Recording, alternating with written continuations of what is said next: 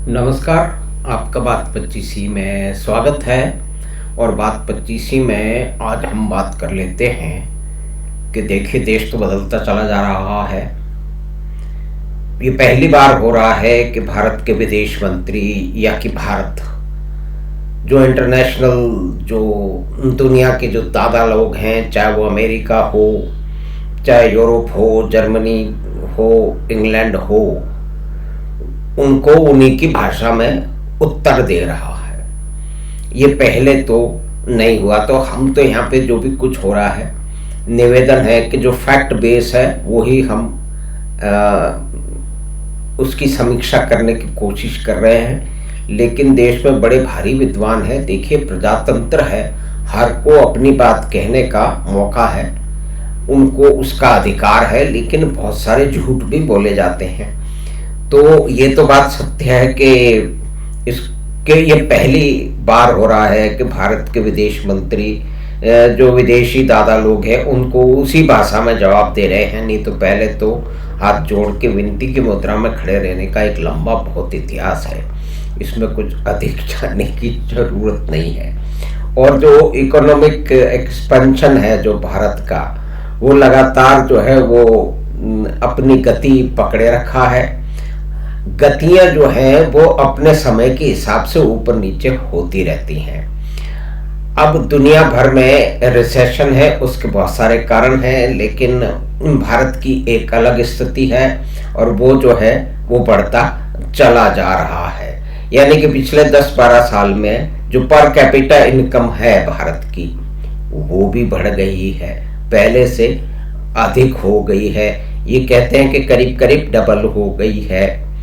तो ये जो आंकड़े हैं ये स्थापित आंकड़े हैं। और जो तेल जो है वो रशिया, तो सारी दुनिया भारत के पीछे पड़ी है कि आप रूस से तेल नहीं ले सकते क्योंकि ये है वो है, आपको रशिया के साथ खड़ा नहीं रहना है।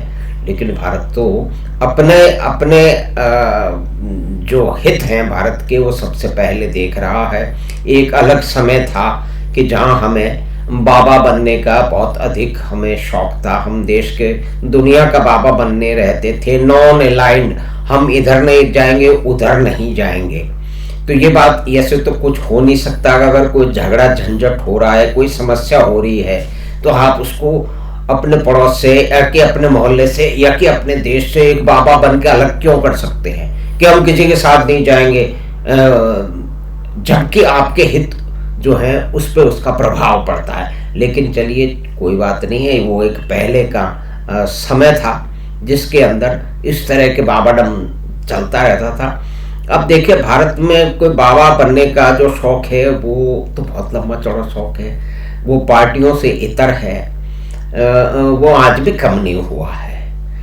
अब देखिए कि पिछले दिनों टर्की के केस में क्या हुआ। टर्की में भूकंप आया, बहुत ही भीषण भूकंप आया। भारत ने तुरंत जाकर के मदद की, रक्षा सामग्री भेजी, डॉक्टर्स भेजे, रेस्क्यूअर्स भेजे, बड़ी बड़ी टीम भेजी।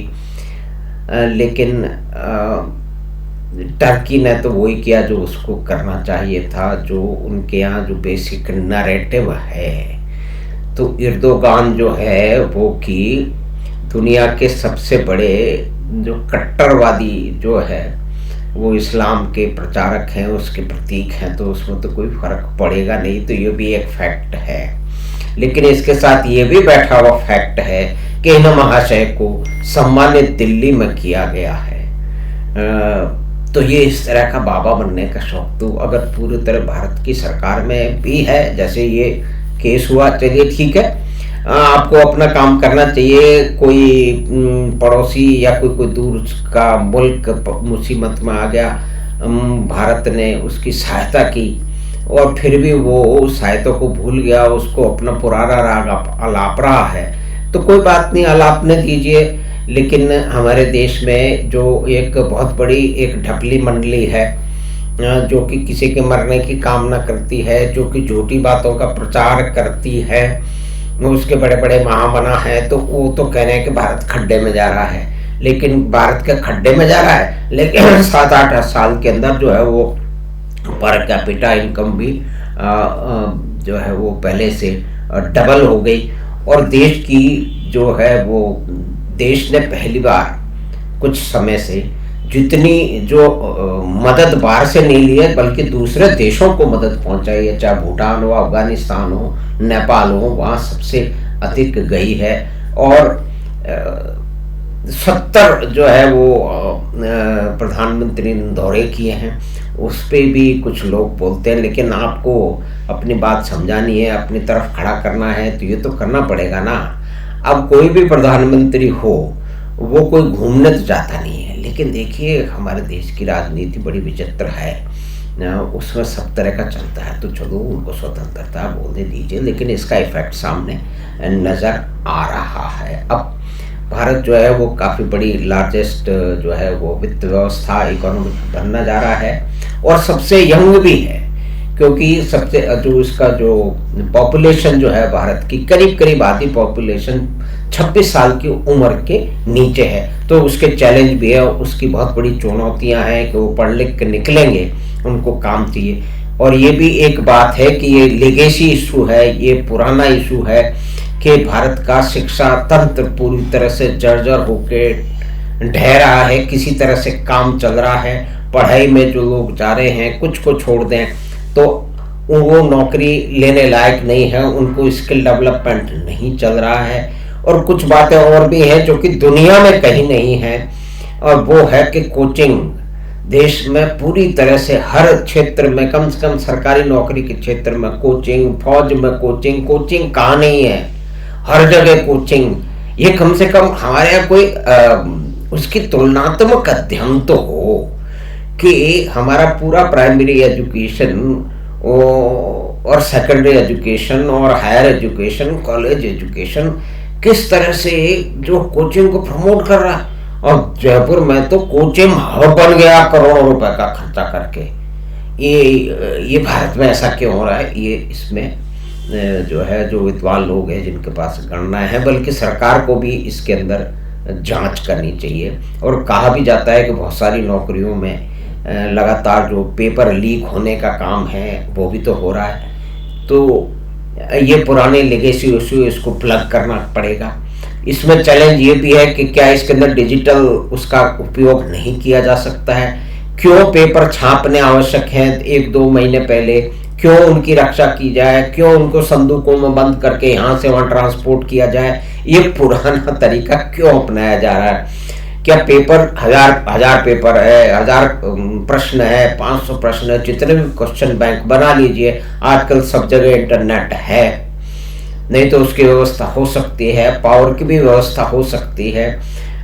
तो वहाँ पे जब जितने भी छात्र हों उस विषय पे उसी दिन 15 मिनट पहले पेपर छापा जा सकता है और बांटा जा सकता है।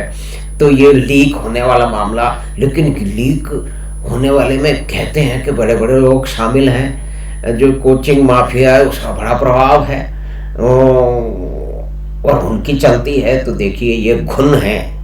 तो भारत जहाँ पे बदल भी रहा है कुछ पुरानी चीज़ों से, कुछ समाजवाद के जो अंश हैं उसके जो जिसने पूरे समाज को और व्यक्तियों को लूला लंगड़ा बनाया वो अभी तक शामिल है।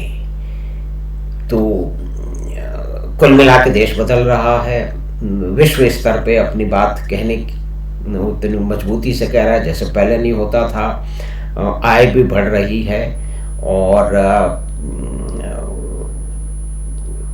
नौकरी में भी बढ़ोतरी हो रही है। इसके आंकड़े अंदाजे में लगाए जाते हैं, लेकिन इसमें भी जब एक छोटे खोमचे वाले के 1000-2 रुपये का भी जो यूपीआई और पेटीएम से जब रिकॉर्ड जा रहा है तो कौन आदमी काम कर रहा है या नहीं काम कर रहा है उसका भी रिकॉर्ड तो उसका जनरेट किया जा सकता है। तो देश तो बदल रहा है। देखिए साहब, ये सारे आंकड़े सामने हैं और इसमें जो बहुत सारी बातें हैं वो दुनिया भर के फोर्ब्स के द्वारा की गई है। हम नॉन अलाइनमेंट के बाबाडम से निकल आए, पूरी तरह से नहीं निकले, अभी भी हमें बाबा बनने का शौक है। समाजवादी विचार और उसके अवशेष जो भग्नावेश है वो हर जगह अपनी समस्याएं पैदा कर रहे हैं। बिहार का जो है वो क्या कहते हैं उदाहरण ले लीजिए। बिहार पूरे देश के लिए मेहनत कश मजदूर जो है वो भेजने का एक तंत्र स्थापित कर चुका है, क्योंकि वहाँ पे कोई बड़े उद्योग लग नहीं सकते, क्योंकि जहाँ जंगल राज होगा वहाँ पे कैसे लगेंगे। उत्तर प्रदेश में परिवर्तन आए हैं तो देश तो बदल रहा है, लेकिन देश के हमारे बुद्धिजीवी, हमारे कलाकार, संविधान और स्वतंत्रता की बातें करने वाले और टॉलरेंस की बातें करने वाले, उनका गीत, उनकी जो रुंदन है वो चल रहा है। तो हमें आशा है कि ये बातचीत जो देश बदलते हुए देश के बारे में और कुछ हमारे रोंदू मित्रों के बारे में की, तो वो आपको पसंद आई होगी। तो आप बात 25 को सब्सक्राइब करें, ओपन सब्सक्रिप्शन दें, और कोई टिप्पणी भी इस पे करना चाहते हैं तो यूट्यूब के लिंक पे जाके करें। हम आपसे शीघ्र ही फिर मिलेंगे बात 25 की अगली बात में। धन्यवाद, नमस्कार।